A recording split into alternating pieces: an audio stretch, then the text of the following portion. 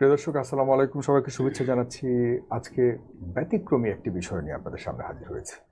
বিষয়টি আসলে আমাদের সবার কাছে একটু ভিন্ন রকম। কারণ আমরা যখন পরিবর্তনের পর যখন নতুন নতুন চ্যালেঞ্জ নিয়ে কথা বলছি, নতুন নতুন নেতৃত্ব যখন আমাদের সামনে তৈরি হচ্ছে, নতুন নতুন নেতাদের যখন আমরা সৃষ্টি দেখতে পাচ্ছি, তখনই আসলে একটা চ্যালেঞ্জ আমাদের সামনে আমাদের সবাইকে একটু বিব্রতকর পরিস্থিতি ফেলে দিচ্ছে। আমি বুঝতে পারছেন যে কি বিষয়টা নিয়ে আপনার সামনে হাজির। সেটি হলো, আমাদের সামনে আছেন আমাদের উদীয়মান তরুণ নেতৃত্ব, এনসিপির শীর্ষ নেতাদের মধ্যে একজন জনাব সরওয়ার তুষার। সরওয়ার তুষারকে নিয়েই আজকে আমরা কথা বলবো। সরওয়ার তুষার, কেমন আছেন? ভালো আছে। ভালো আছেন, কিন্তু আপনার অনেক বিষয় নিয়ে আপনাকে যারা পছন্দ করে, নতুন নেতৃত্ব নিয়ে যারা অনেক আশা ভরসা করে, যারা মনে করছে যে সামনে রাজনীতিতে আপনারা একটা পরিবর্তনের রাজনীতি উপহার দেবেন, তাদের কাছে একটু খটকাই লাগছে যে আপনারা আসলে এই এত দ্রুত চমৎকার সুযোগ সুবিধা পেয়েও আপনারা সেই তথাকথিত নারী কেলেঙ্কারি থেকে বের হতে পারেননি, যেটা আপনাদের একদম শুরুতেই আপনাদেরকে বন্ধ করে দিচ্ছে, আপনাদের দরজাকে একদম চুরমার করে দিচ্ছে, আপনাদের সামনে এগিয়ে যাওয়ার সব পথ রুদ্ধ করে দিচ্ছে। নীলা ইসরাফিল কে কাকে এখানে শেষ করলো, মানে হলো শেষ করলো ইন দ্য সেন্স যে পলিটিক্যাল ক্যারিয়ার। অনেকে মনে করছে যে এই ঘটনাক্রমে, এই ঘটনার প্রেক্ষিতে সরওয়ার তুষারের পুরো ক্যারিয়ার, মানে একটা উজ্জ্বল ক্যারিয়ার ছিল, সেটি শেষ হয়ে গেছে। আবার অন্যদিকে মনে করে যে নীলা ইসরাফিলের জীবনের অনেক কিছুই, অনেক সম্ভাবনা শেষ হয়ে গেছে। এটাকে আপনি কিভাবে দেখেন? আসলে শুরুতেই কি সব কিছু শেষ হয়ে গেল কিনা? না, আপনাকে ধন্যবাদ জানাই, এবং আমি মনে করি না সব শেষ হয়ে গেছে। কারণ এটা সে অর্থে নারী কেলেঙ্কারি আমি এভাবে বলতে চাইবো না। এটা একটা ট্র্যাপ সৃষ্টি করা হয়েছে। আর আমার দিক থেকে আপনি দোষ ভুল যাই বলেন, এটা হচ্ছে যে আমি এটাতে না বুঝে এটাতে সাড়া দিয়েছি। এটাই আমার আমার সাড়া দিয়েছেন কিসে? মানে এই যে ধরুন, তিনি আমার সাথে একটা কনভারসেশন তৈরি করতে চেয়েছেন, কথা বলতে চেয়েছেন, হ্যাঁ, এটা আমার উচিত হয় নাই। মানে তার ব্যাপারে আমার সতর্ক থাকা দরকার ছিল, এবং কিন্তু আমি সরলভাবেই তার সাথে কথা বলেছি। মূলত তার ব্যাপারটা ছিল, আমি আসলে তো আগে ওইভাবে সেভাবে চিনতাম না, কিন্তু তার ব্যাপারে কিছু কিছু জানতাম, তার পূর্বের কিছু ফ্যামিলি ইস্যুর ব্যাপারে জানতাম। আর তিনি আমাদের পার্টিতে আসতে চাইতেন আর কি, পার্টির পদে থাকতে চাইতেন। তো সেই বিষয়ে তিনি আমার সাথে কথা বলতে চাইতেন। কারণ এটার একটা প্রেক্ষাপট হচ্ছে, আমার সাথে কেন কথা বলতে চাইতেন, এটার কারণ হলো যে তিনি একবার মাথায় মানে এনসিপিতে ঢোকার একমাত্র প্রবেশ পথ ছিল আপনি? আরও অনেকের সাথে তিনি কথা বলেছেন, আমাদের যারা মহানগরের তাদের সাথেও তিনি কথা বলেছেন, কিন্তু আমার সাথে তিনি বেশি যোগাযোগ করতেন এই বিষয়ে। এটার কারণ হলো যে তিনি একবার মাথায় আঘাতপ্রাপ্ত হয়ে আমাদের অফিসে এসেছিলেন, তখনও এনসিপি হয় নাই, শীতকালে নভেম্বর বা ডিসেম্বরের দিকে। মাথা ফাটাটা কি এটা কি আন্দোলনের মুহূর্তে, আন্দোলনের সময়? এই আন্দোলনের পরে, মানে তার ব্যক্তিগত সম্ভবত তার কোনো ব্যক্তিগত ঘটনা, তিনি মাথা ফাটা অবস্থায় একটু ব্লিডিং হচ্ছিল, আমাদের অফিসে আসেন। তা এখন কেন আমাদের অফিসে এসেছেন, কেন তিনি আমাদের অফিসকে বেছে নিয়েছেন, এটা আই হ্যাভ নো ক্লু। কিন্তু সেই সময় আমি অফিসে উপস্থিত ছিলাম, আমাদের আরও নেতৃবৃন্দ উপস্থিত ছিলেন। আমরা আমাদের দায়িত্বশীল জায়গা থেকে পুলিশকে ইনফর্ম করেছি। এনসিপির অফিসে এসেছিল নাকি সরওয়ার তুষারের কাছে এসেছিল? এনসিপির অফিস, তখন এনসিপি ছিল না, তখন ছিল জাতীয় নাগরিক কমিটি। আচ্ছা, তো অফিসটা ছিল, রূপায়ণী এসেছিল আর কি। হ্যাঁ, তো তিনি এনসিপির মানে ওই জানাকের অফিসে এসেছেন। কেন এসেছেন আমি এটা বলতে পারবো না, মানে আমার সাথে তো তার সেই ধরনের এর আগে কোনো ধরনের কোনো, যেহেতু আপনি ওখানে ছিলেন তখন আপনাকে হ্যাঁ, রেসপন্স করতে আমি হয়েছে। ছিলাম, আরও আমাদের সামান্তা শারমিন এরা ছিল। তখন আমরা খুব হুলস্থুল আমরা একটা হঠাৎ করে এই ধরনের পরিস্থিতি আমরাও বেকায়দায় পড়ে যাই। তখন আমরা পুলিশে ডাকি প্রথমত। আমাদের তখন যিনি আহ্বায়ক ছিলেন নাসিরুদ্দিন পাটোয়ারি, তিনি দায়িত্বশীল জায়গা থেকে পুলিশকে ইনফর্ম করেন, পুলিশ আসে, এবং ওনার একজন পরিচিত মানবাধিকার কর্মী রেজাউর রহমান লেনিন, তিনি আসেন, তাকে আমরা খবর দিই। তারপর এদের উপস্থিতিতে আমরা হাসপাতালে নিয়ে যাই, এবং প্রাইমারি চিকিৎসার করে তারপর তাকে পুলিশ প্রোটোকলে বাসায় দিয়ে ওই লেনিন সাহেবের জিম্মায় একটা সাইন টাইন নিয়ে, আমারও সম্ভবত সাইন নিয়েছিল, নিয়ে আমি চলে আসি, এই শেষ। মানে তার সাথে আমার এরপরে আর কোনো হয় না। এরপর তিনি নানাভাবে আমাদের কর্মসূচিতে আসতে থাকেন। পাবলিক কর্মসূচিতে আমরা কাউকে বাধা দিতে পারি না, তার তো কোনো সে অর্থে কোনো পদ ছিল না। আসতে থাকেন, এবং যখন এনসিপি হয় রোজার মাসের পরে, তখন তিনি বিভিন্ন কর্মসূচিতে আসেন, এবং আমাকে বিভিন্ন জায়গায় দেখা হলে, মানে এক ধরনের পথ আগলে ধরা, কখনো পাঞ্জাবি টান দিয়ে ধরা, এগুলো করতেন, এবং আমি খুব বিব্রত হতাম। তিনি আমাকে বলতেন যে আমি এনসিপিতে আসতে চাই। কেন? কারণ হচ্ছে যে কথাটা উনি বারবার বলতেন, মানে পাঞ্জাবি টান কি শুধু আপনাকেই দিত নাকি অন্যদের? আমি অন্যদের কথা বলতে পারবো না, আমার সাথে এরকম করেছেন। আচ্ছা, হ্যাঁ, যেমন ধরুন নির্বাচন কমিশনের আমাদের একটা কর্মসূচি ছিল, নির্বাচন কমিশন ঘেরাও। সেখানে আমি তো, আপনি বললেন যে দলের শীর্ষ নেতাদের একজন, তো এরকম যখন তিনি করেন, তিনি তো আমাদের কোনো পদ পদবি কিছুতে নাই, তো আমার জন্য সেটা বিব্রতকর হয় যে আমার ব্যাপারে সিদ্ধান্ত কি বলো, এরকম। হ্যাঁ, তো এটা আমি তাকে বলেছি যে দেখেন, আমি বারবার তাকে একটা কথা বলেছি যে আমি পার্টির আপনি কোনো আশা দিয়েছিলেন যে না না, আমি বলেছি যে আমার সাথে এই বিষয়ে আলাপ করে কোনো লাভ নাই, কারণ আমি যদি ওনাকে যদি কোনো ধরেন কথা আনডিউ কোনো সুবিধার বিনিময়ে যদি আমি তাকে কোনো প্রতিশ্রুতি দিয়েও থাকি, সেটা যদি তিনি পাবেন এর কোনো নিশ্চয়তা নেই, কারণ কমিটি দেওয়াটা আমার এখতিয়ারের মধ্যেই পড়ে না। আবার ধরেন আমি যদি তাকে আটকাতে চাই যে না, আমাকে যেহেতু কোনো আনডিউ সুবিধা দিচ্ছে না, আমি তাকে আটকে রাখবো, পার্টি যদি মনে করে যে তাকে নেবে, আমারও সেটা আটকানোর কোনো এখতিয়ার নাই, মানে এটা কমপ্লিটলি আলাদা ডিপার্টমেন্ট। আমি না, কিন্তু আপনি তো ডিসিশন মেকিং এর মধ্যে একজন ছিলেন। হ্যাঁ, কিন্তু কমিটি সংক্রান্ত আমি ডিসিশন মেকিং বলতে আমাদের এই যে সংস্কার, তারপর হচ্ছে কোনো কোনো ক্ষেত্রে পলিসির ব্যাপারে, ন্যারেটিভের ব্যাপারে, এই সমস্ত ক্ষেত্রে অন্য অনেকের সাথে আমি কাজ করেছি, কিন্তু কমিটিটা কমপ্লিটলি আলাদা ডিপার্টমেন্ট, সেটা সংগঠকদের ডিপার্টমেন্ট। হ্যাঁ, এবং সংগঠকটা আপনারা জানেন যে আমাদের দুই শীর্ষ নেতা হাসনাত এবং সার্জিসের ডিপার্টমেন্ট, তাদের আন্ডারে মহানগরে আরও নেতারা আছেন, তাদের ডিপার্টমেন্ট। আমি বারবার এটাই বলেছি যে আমাকে এটা নিয়ে বলে কোনো লাভ নেই, আমি কাউকে আপনার ব্যাপারে কিছু বলতে পারবো না, যে ওনাকে নিয়েন না এটাও বলতে পারবো না, ওনাকে নেন এটাও আমি বলতে পারবো না, আমার পক্ষে সম্ভব না। কিন্তু সামহাউ ওনার মনে হয়েছে যে আমি বাধা ওনার এখানে আসার ক্ষেত্রে। একদিন অফিসে তিনি আমার ততদিনে এনসিপি হয়ে গেছে, এই জুন মাসে একদিন অফিসে এরকমই যে হঠাৎ করে দেখা হয়েছে, আপনার সাথে কথা আছে, কখনো মনে তোমার সাথে কথা আছে এরকম, তো বলেন। তারপর অফিসে একটা রুমে বসলাম, উনি বললেন যে আমার ব্যাপারে 24 ঘন্টার মধ্যে সিদ্ধান্ত জানাতে হবে যে আমাকে নেয়ার ব্যাপারে, এবং উনি বারবার বলতেন যে উনি ওনার প্রাক্তন স্বামীকে একটা উচিত শিক্ষা দিতে চান, এই জন্য তার একটা ব্যাকআপ। তখন কি জানতেন তার প্রাক্তন? ইন দ্য মিনটাইম শুনেছি, ইন দ্য মিনটাইম আমি শুনেছি, মানে তার যে, এবং তিনি যে আমাদের প্রাক্তন উপদেষ্টার ছেলের বউ, এটা হলো ওই মাথা ফাটার সময় আমি জানতে পারি, মানে আমি তার সম্পর্কে আগে, আমি তাকে আগে জানতাম যে ওই জুলাই আন্দোলনে কিছু কিছু, তার মানে সে যে আপনাদের নেতৃত্বে আসলো বা আপনার দলে ঢুকতে আসলো, কি এটা একটা ওই মাথা ফাটানোর কারণে এসে পরিচিত হওয়ার বা পরিচয় হওয়ার পর আপনাদের দলে ঢুকবার তার আগ্রহ জমেছে, নাকি আন্দোলনের সাথে সম্পৃক্ততার কারণে? আমি আপনার একটা জিনিস বলি, ধরেন আমাদের তো যখন পার্টি হবে একটা অবস্থা, তখন অনেক গমগম থাকতো আমাদের অফিস, অনেকেই আসতো তো, এবং যারা বিশেষত আন্দোলন সংশ্লিষ্ট তারা কিন্তু এখানে খুব আনাগোনা ছিল, পার্টি করবে কি করবে না সেটা বিষয় না, কিন্তু এখানে খুব আনাগোনা ছিল।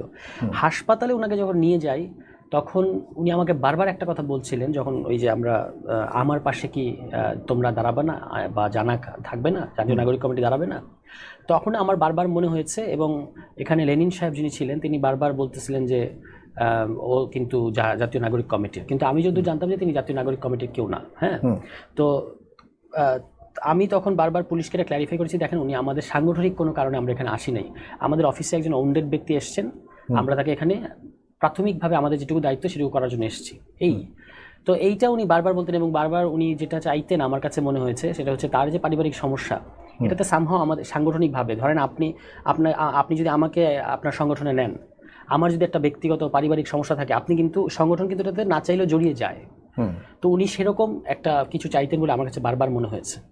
আর আমাদের পার্টির অলমোস্ট সবার তার ব্যাপারে খুব রিজার্ভেশন ছিল। আপনি দেখবেন সম্প্রতি আমাদের সদস্য সচিব কিন্তু একটা মন্তব্য করেছেন, এই যে উনি যখন পদত্যাগ করলেন, পদ নাই কিন্তু পদত্যাগ করেছেন, উনি বলেছেন যে উনি জাতীয় নাগরিক কমিটির ধানমন্ডির একটা সদস্য কমিটিতে, শেষে তার নাম দেখা গেছে, যদিও আমি পার্সোনালি আনঅ্যাওয়্যার ছিলাম এই ব্যাপারে, কিন্তু এনসিপিতে আমরা তাকে নেই আমরা তাকে অবজারভেশন রেখেছিলাম, ফলে সবারই তার ব্যাপারে একটা রিজার্ভেশন ছিল। তার ওই কোথাও না কোথাও ছিল, তার পদত্যাগ ভ্যালিড না, কিভাবে পদত্যাগ ভ্যালিড? সেটা তো জাতীয় নাগরিক কমিটি তো আর পার্টিতে আসে নাই, আমরা তো এরকম না জাতীয় নাগরিক কমিটি সবাইকে পার্টিতে নিয়ে এসেছি, এগুলো কিন্তু আবার নতুন করে কমিটি হচ্ছে, একেবারেই নতুন করে কমিটি হচ্ছে, ঠিক আছে? কিন্তু জাতীয় নাগরিক কমিটি এখন এক্সিস্ট করে না, এখন তো জাতীয় নাগরিক কমিটি বলতে কিছু নাই, কার্যক্রম নাই, কিছু নাই, এবং ওই কমিটিগুলো ইনভ্যালিড হয়ে গেছে। আপনারা একদম পুরোপুরি আনুষ্ঠানিকভাবে ফুললি ডিসলভ করেছেন? এটা হচ্ছে আমাদের যারা এনসিপিতে, মানে জাতীয় নাগরিক কমিটিতে যারা আহ্বায়ক সদস্য সচিব ছিলেন, তারা ওই যখন আমরা এনসিপি করব ঘোষণা দিই, তখন সর্বশেষ সংবাদ সম্মেলনের সিদ্ধান্ত হয় যে শুধুমাত্র ওই 3 জন জাতীয় নাগরিক কমিটিকে আবার নতুন করে পুনর্গঠন করার জন্য দায়িত্ব, মানে আমাদের ওই জাতীয় নাগরিক কমিটিতে যারা ডিসলভ করেছেন কিনা কমিটি। হ্যাঁ, মানে এই যে যেমন ধরেন আমি জাতীয় নাগরিক কমিটির যুগ্ম আহ্বায়ক ছিলাম, কিন্তু আমি ওই শেষ মিটিংয়ে কিন্তু এই সমস্ত পদ ডিসলভ করা হয়েছে, আমার সদস্য পদ সহ, একদম মানে একদম এটা মিটিং এর রেজলিউশন। শুধু ওই 3 জন যারা আমাদের শীর্ষ 4 পদ ছিল জাতীয় নাগরিক কমিটিতে, তারা এনসিপি তো এসেছে, কিন্তু তাদের উপর একটা বাড়তি দায়িত্ব ছিল যে আপনারা এটাকে আবার পুনর্গঠন করে দিয়ে আসবেন, যেটা আপনারা ওই বৈষম্য বিরোধীটাও করেছেন। বৈষম্য বিরোধীর ক্ষেত্রে যেটা এখন যেমন বৈষম্য বিরোধীর কিন্তু সারা দেশে কোনো কমিটি কিছু নাই, শুধু কেন্দ্রীয় কমিটি আছে, এক্ষেত্রে ঘটনাটা তাই। ফলে কেউ জাতীয় নাগরিক কমিটি, এবং উনি তো জাতীয় নাগরিক কমিটি থেকে পদত্যাগ করছেন না, এবার যে যখন তিনি পদত্যাগ করেন উনি এনসিপি থেকে পদত্যাগ করছেন। এনসিপির কোথাও কি তিনি ছিলেন? না, আপনি ধরেন আমাদের এই যে কিছু কিছু পত্রিকা যেমন কালের কণ্ঠ খুবই দায়িত্বজ্ঞানহীন আচরণ করেছে এসব ক্ষেত্রে, বলতেই হবে, কারণ বলছে যে কেন্দ্রীয় সদস্য পদ থেকে উনি পদত্যাগ করলেন। তো আপনি আমাকে দেখান আমাদের 217 সদস্য বিশিষ্ট কেন্দ্রীয় কমিটি, এটা কি গোপন কিছু? এটা ওপেন, এটা প্রত্যেকটা পত্রিকা জাতীয় নাগরিক কমিটির কেন্দ্রীয় সদস্য লিখলেই গুগলে চলে আসছে। শুরু থেকে এটা ওপেন এবং ঘোষণা হয়েছে মানিক মিয়াতে, সবার সামনে রিড আউট করা হয়েছে। সেটা কি আমাদের পক্ষে যদি ধরেন গোপন করা কি সম্ভব? ফলে উনি কোথাও নাই, কিন্তু উনি এই কাজটা করছেন। এবং কিছু কিছু মিডিয়া এটাকে মানে আপনি যদি দেখেন যে ওই যে ধরেন আবার 2-1টা মিডিয়া নিউজ করেছে পদ নেই কিন্তু পদত্যাগ করলেন উনি, এটা ঠিক ফ্রেমিং যে পদ নেই কিন্তু উনি পদত্যাগ করতেছেন।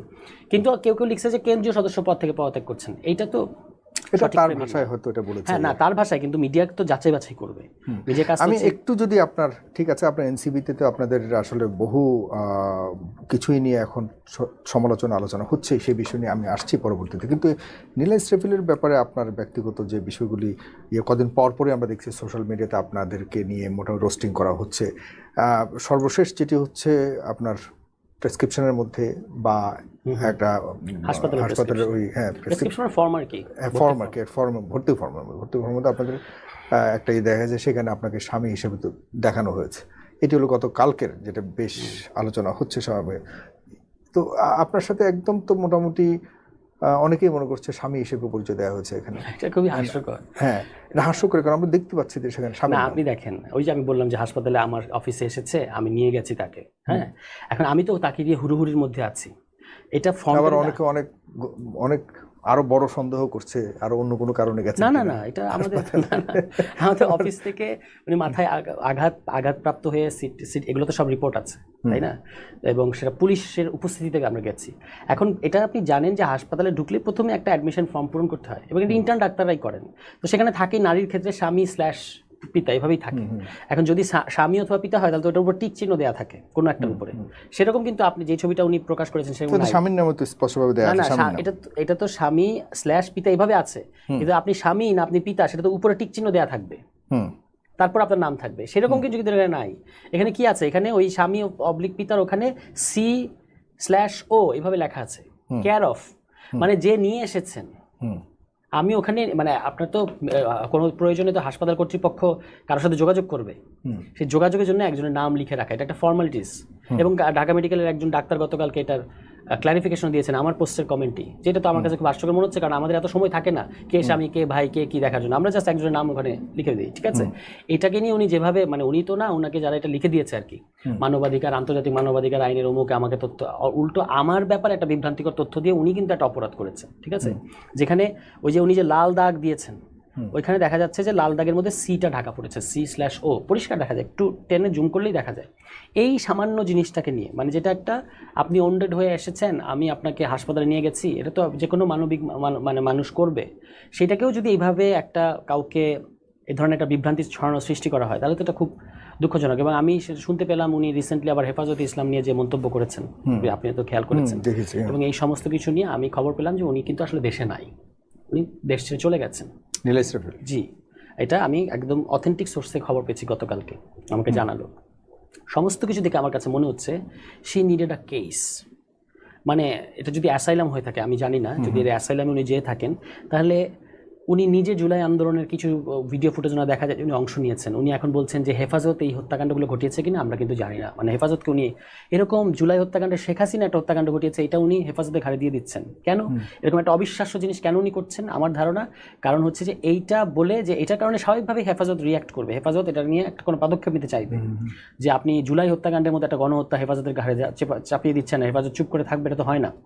কালকে থেকে আমরা দেখতে পাচ্ছি যে হেফাজতের অনেক সংশ্লিষ্ট অনেকে এটা নিয়ে প্রতিক্রিয়া জানিয়েছে, এবং তারা হয়তো আজকে একটা বিবৃতি দিবে আমি শুনেছি, হয়তো অন্য কোনো পদক্ষেপ নিতে পারে। তো এইটা দেখিয়ে যে আমার জীবন, my life is at risk, এইটা বলে উনি চলে গেছেন কিনা আই ডোন্ট নো, কিন্তু মানে কোথাও গিয়ে সুবিধা নেওয়ার জন্য চলে গেছেন এটা নিশ্চিত, কনফার্ম। আমি আপনাকে একদম কনফার্ম জানাচ্ছি যে উনি চলে গেছে একেবারেই, নাকি হয়তো গেছে কোনো কারণে আবার ফিরে আসবে, এমন তো হতে পারে। আমি শুনেছি যে 6 আগস্ট দেশে নাই বা দেশ ত্যাগ করেছে কোনো না কোনো কারণে, এটা আপনি কনফার্ম, আপনার কাছে তথ্য আছে।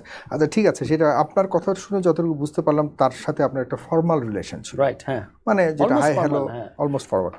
কিন্তু একজন ফর্মাল রিলেশনশিপ যেখানে আছে সেখানে সেরকম একটা সম্পর্কের প্রেক্ষিতে কাউকে কি ওই কথা বলা যায় যে তোমাকে আপনি লাগাতে আপনি চাই? যদি মানে সাগর ওই ভাই, শব্দটা আমি বলতে যাচ্ছি না আই কি নো, আই নো, বেশ পপুলার হয়ে গেছে যেহেতু। আই নো আপনি নিজেই এটা নিয়ে লিখেছেন এবং আমি লিখেছি, কিন্তু আমি আপনার এটা আমার হ্যাঁ, ভিউ, না, আমি বলছি, আমার, আমি কিন্তু বলি। আমি আপনার কাছ থেকে এখন শুনতে চাই হ্যাঁ, একদম সেটাই। পুরোপুরি। আমি এখানে ধরেন আমি নীলা ইসরাফিল এখানে বসে আছি, হ্যাঁ, আপনি কি বলতে পারেন কি না, আপনি যেহেতু আপনার ভাষায় বলতেছেন যে এটা খুবই ফর্মাল, যে আপনার তো শুধু হাই হ্যালো, হয়তো বেশি একটু করেছে, যেটা যতটুকু বুঝতে পারেন যে পাঞ্জাবি ধরে টান দেওয়ার বিষয়টা ডেফিনেটলি এটা ফর্মাল রিলেশনশিপ হয় না, কিন্তু সেটা সে অতিরিক্ত করেছে। আমি যতটুকু বুঝতে পারি সে হয়তো আপনাকে আরেকটু কাছের বলেই ইঙ্গিত ইশারা দেওয়ার চেষ্টা করেছে, কিন্তু সেটা সেই সম্পর্কের প্রেক্ষিতে কি কেউ কাউকে বলতে পারে কিনা যে তোমাকে? প্রথমত ওই অডিওতে এই কথাটা আমার মুখ থেকে শোনা যাচ্ছে না। উনি বারবার এই কথাটা বলেছেন, বারবার, যে এরকম মানে এই কথাটা কেন, মানে এই শব্দটার মধ্যে উনি বারবার নিয়ে যাচ্ছিলেন এবং আমি একবার ওই শব্দটা ওই অডিওতে পরবর্তীতে আমি শুনলাম, যদি আমি ভুলে গেছিলাম একটা কথা, আমি শুনে দেখলাম যে আসলে আমি এই কথাটা ওইখানে বলি নাই এবং আমার দিক থেকে এমন কোনো ইঙ্গিত, কোনো ইশারা নাই যে আমি ইয়েটা বলতে পারি। কিন্তু এর আগের কিছু কনভারসেশন আছে লিখেছেন এটা আপনি, যেটা উনি মানে লুকিয়ে ডিস্টর্টেড একটা নারেশন হাজির করছেন। সেখানে কিন্তু তিনি আমার সাথে এই ধরনের কনভারসেশন করতে চেয়েছেন। ওই কনভারসেশনের একটা ধারাবাহিকতায় আমি এই ধরনের একটা প্রশ্ন করেছিলাম, মানে ইন আ রিটেন ফর্ম। কিন্তু তার আগে কিন্তু উনিই বলেছেন, কিন্তু সেটা কিন্তু আপনি দেখতে পাবেন না, কারণ উনি খুব তার আগে কি তিনি কি বলেছেন? যেমন ধরেন আমরা তো একটা সিগন্যাল অ্যাপের মধ্যে কথা বলছিলাম এবং সিগন্যাল অ্যাপের মধ্যে আপনি জানেন যে এটা 30 সেকেন্ড পর পর ডিসঅ্যাপিয়ার হয়ে যায়। তো আমার যদি নিয়ত খারাপ থাকে, আমি একটা কথা বলে সেটা ডিসঅ্যাপিয়ার হওয়ার পর আপনার কথাটাকে আমি স্ক্রিনশট নেব, এটা আমি করতে পারি চাইলে। মানে যে কেউ, আপনিও বা আমি, যে কেউ, যে কেউ করতে পারি, ইন্টেনশন যদি থাকে। তাহলে আপনি তো দেখতে পাচ্ছেন না যে আমি আগে কি বলেছিলাম বা উনি আগে কি বলেছিলেন, সেটা উনি আমি যখন বলেছি তখনকারটা উনি পিক করেছেন। কিন্তু ওইটার মধ্যে আবার দেখা যাচ্ছে ওনার সাথে আমার 40 মিনিট একটা ভিডিও কলের ওনার দিক থেকে আসে, আউটগোয়িং কল দেখা যায়। তার মানে বোঝা যাচ্ছে যে যদিও আমি সবসময় এটা বাইরে কোনোভাবেই এই সম্পর্কটাকে কোনো ব্যক্তিগত সম্পর্কের দিকে নিতে চাই নাই, কিন্তু একটা স্পেসিফিক মোমেন্টে একদিন আমাদের মধ্যে একটু ঘনিষ্ঠ কথাবার্তা হয়েছে। উনি সেইটাকে এমনভাবে ব্যবহার করেছেন যে পরবর্তীতে আরও যে সময় গেল, মানে এটা তো রোজার মাসে, এটা উনি অডিও রেকর্ড করে রেখেছেন, আমার কোনো ধারণাই ছিল না। পরবর্তীতে কিন্তু উনি আমার সাথে অনেকবার দেখা হয়েছে, বিভিন্ন প্রোগ্রামে আমার সাথে এই সমস্ত বিষয়ে আপডেট নিয়েছেন। কোনোভাবে তিনি বুঝতে দেন নাই বা কোনোভাবে তিনি বলেন নাই যে তিনি আমার কোনো কথা অফেন্ডেড। হ্যাঁ, ওটা তো খুব মানে আন্তরিক সম্পর্কের পর গিয়ে মানুষ এই ধরনের কনভারসেশন করে। এর মধ্যে কি আপনাদের আর কোনো মেলামেশা, আর কোনো মানে আপনার ব্যাপারে তো অভিযুক্ত আগারাতে সে বহুদিন পরে করেছে, এর ফাঁকে সেই দিন থেকে এর ওই প্রকাশের দিন পর্যন্ত আর কোনো ধরনের দেখা সাক্ষাৎ? দেখা সাক্ষাৎ ওই যে বাইরের কিছু ফর্মাল প্রোগ্রামে দেখা সাক্ষাৎ হয়েছে। আপনি ওই অফারটা দেওয়ার পর সে কি ধরনের রেসপন্স করেছিল?